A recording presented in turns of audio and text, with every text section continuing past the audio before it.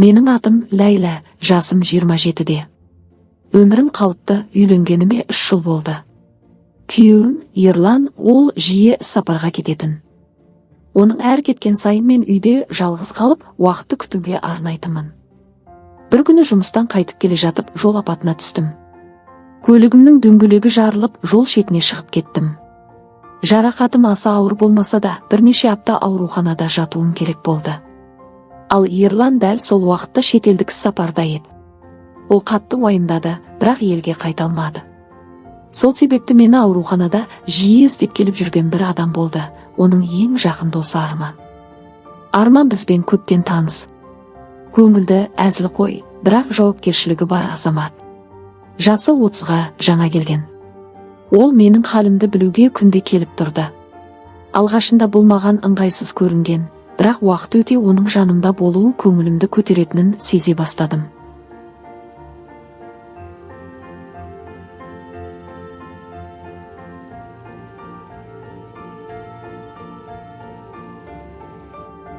Ол келген сайын жеміс әкелетін, қалжыңдап күлдіретін. Ең бастысы, ол мені шынымен тыңдайтын. Күйеуімнің жанында кейде айтылмай қалған ойларымды Арманға еркін жеткізе бастадым. Кешкісін аурухана дәлізі тынышталып, палаталарда жарық әлсіреген кезде біз ұзақ сөйлесетінбіз.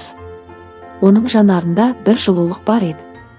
Сол жылулыққа қарай тартылып бара жатқанымды жүрегім сезетін. Bir кеште ол маған мұқият қарап: «Ләйла, сен мықтысың. Бірақ шаршап кеткеніңді көремін. Ерланның жанында жоқтығы қиын болған шығар», деді. Мен оның даусынан мейірім ғана емес, әлдеқандай жасырын сырды сездім. Жүрегім шым ете қалды. Сол сәттен бастап мен Арманды бұрынғыдай Ерланның досы емес, басқаша қабылдай бастадым. Ауруханада күндер бір-біріне ұқсап өтіп жатты. Бірақ Арман келген сәтте уақыт тоқтап қалғандай болатын. Ол келгенде палатаның ауасы да жеңіл, жылы боп кететін. Bir күні кешкілік сыртта жаңбыр жауып тұрды. Терезеден тамшылардың сыбдыры естіліп, бөлме іштей тып-тыныш еді.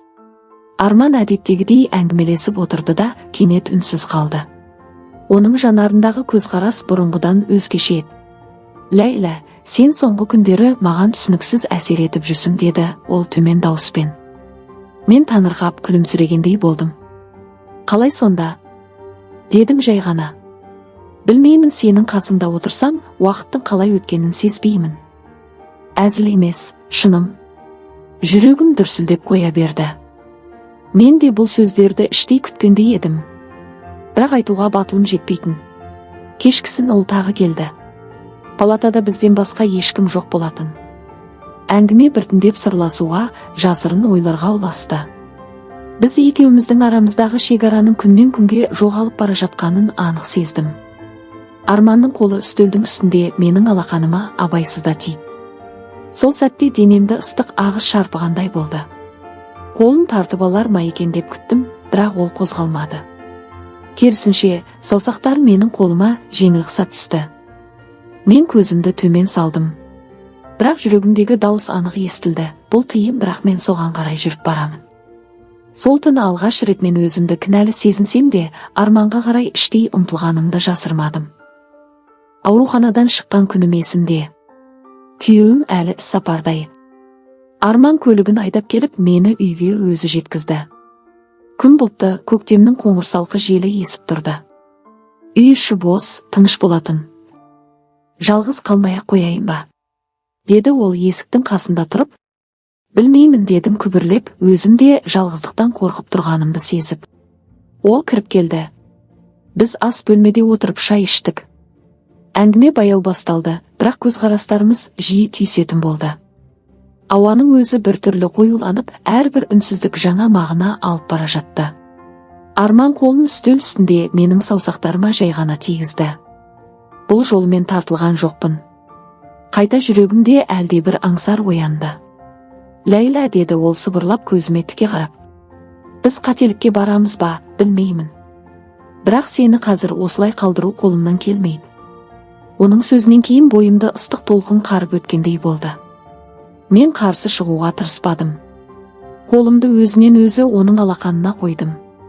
Сол сәттен бастап бізді ұстап тұрған барлық тыйымдар жойылды. Арман мені бауырына басты. Оның иығындағы иіс, құшағындағы жылулық бәрі маған қатты жетпей жүрген нәрсе еді. Ерланның жоқтығынан туған бос кеңістікті Арманның жылулығы толтырып бара жатты. Көзім жұмулы, денемде әрбір жанасуды сезініп, өзімді бұрын-соңды мұншалықты тірі сезбегендей болдым.